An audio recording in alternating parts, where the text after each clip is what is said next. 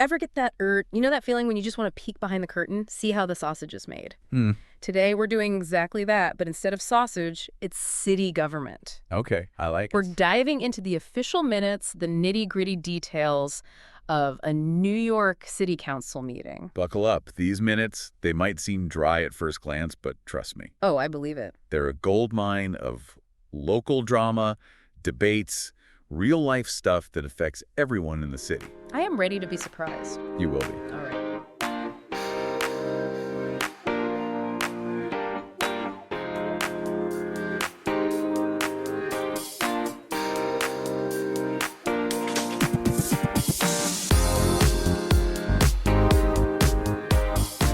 The date is June 20th, 2024. Setting the scene, we're talking 51 city council members.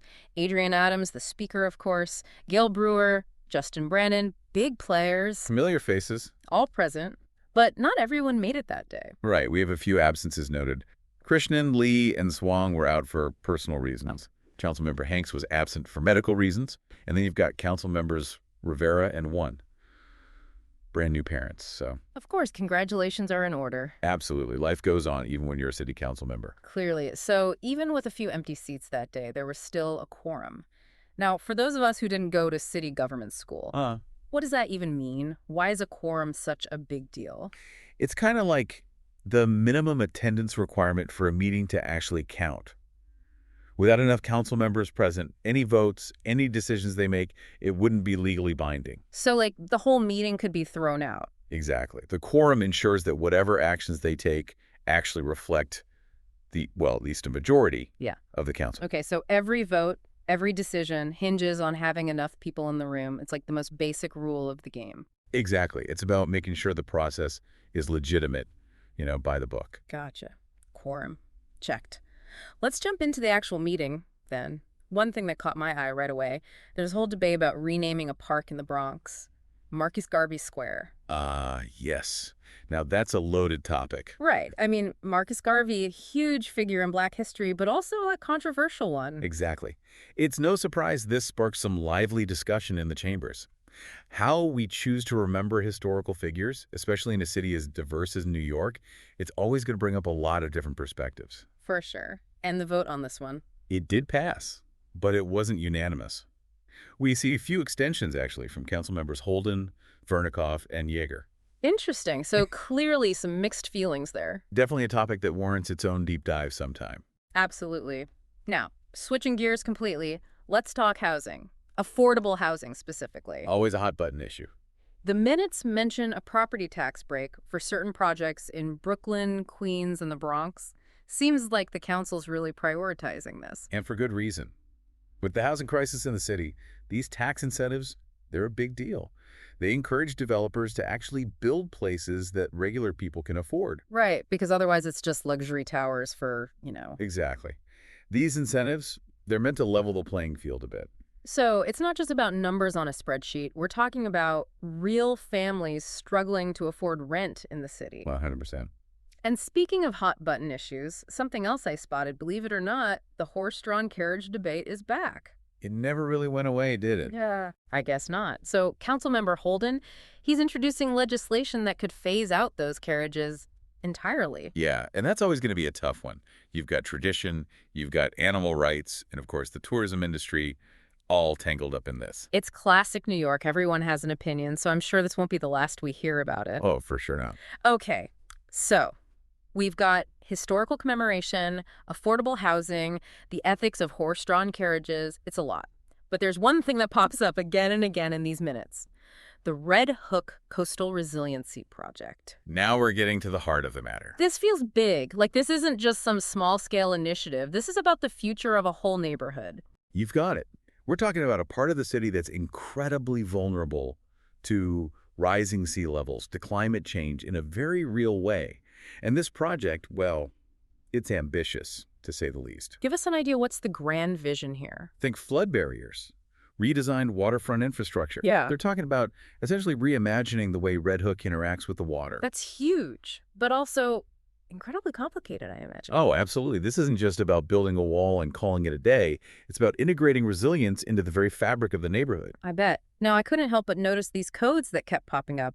Application C240035 MMK and application C240036 PQK. It sounds like something out of a spy movie. Right. But these codes, as dry as they seem, they actually hold the key to understanding the different aspects of this project. Okay, I'm intrigued. Break it down for us. So application C24000035 MMK, that's all about the physical changes to Red Hook. We're talking new streets, adjusting the elevation of the land for better drainage, maybe even creating some new parkland. It's about literally reshaping the neighborhood. Wow, okay, so some serious urban planning going on there. Exactly. They're not messing around. And this reshaping, it's not just about aesthetics. It's about making Red Hook more resilient, more adaptable to the changing climate. It's amazing, really. They're taking this challenge, this threat of rising sea levels, and turning it into an opportunity to rethink a whole neighborhood. It really shows how these minutes, they're not just about the here and now. They give us a glimpse into the future, how the city is adapting and evolving. Wow. But okay, we got one more application code to crack, C24000036 PQK. This one's all about land acquisition. Land acquisition. So, does that mean what I think it means? Like, the city needs to buy up land from people to make this happen. That's exactly it. And we're not talking about a few small lots. The minutes mention portions of several blocks. I mean, 514, 515, 573. It goes all the way up to 612. Wow. Okay. That's a huge undertaking. It is. And anytime you're talking about acquiring that much land, it's going to be complicated. There are going to be questions about fair compensation for the people who own that land, the businesses that might be there, and of course the impact on the community as a whole. Yeah, I mean, you can't just redraw the map without affecting people's lives. It makes you think about those families, those business owners. What happens to them when a project like this comes along? It's a side of these big city projects we don't always hear about, right? The human cost. Exactly. And those stories, they're not always in the headlines, but you can feel them lurking beneath the surface of these minutes. You're right to point that out, because as technical as these documents can be, they do offer these little glimpses into the lives that are going to be touched by these decisions. And the Red Hook Project, it really exemplifies that. We're talking about climate change, urban development, social justice. Big, big issues. Absolutely. And what happens here in Red Hook, it could have ripple effects, Yeah. Other coastal communities, other cities facing these same challenges, they're going to be watching closely. So Red Hook is kind of like a testing ground in a way. The decisions they make here could set a precedent for how we deal with climate change in cities all over the world. Exactly. The stakes are pretty high. No pressure, Red Hook. But listen, before we get too ahead of ourselves, I want to circle back to something we touched on earlier. Those street renamings. There's one that's been stuck in my head. Vinnie Peanut's Sabatino Corner. Ah, yes. Vinnie Peanuts. That one definitely caught my eye, too. Just makes you wonder.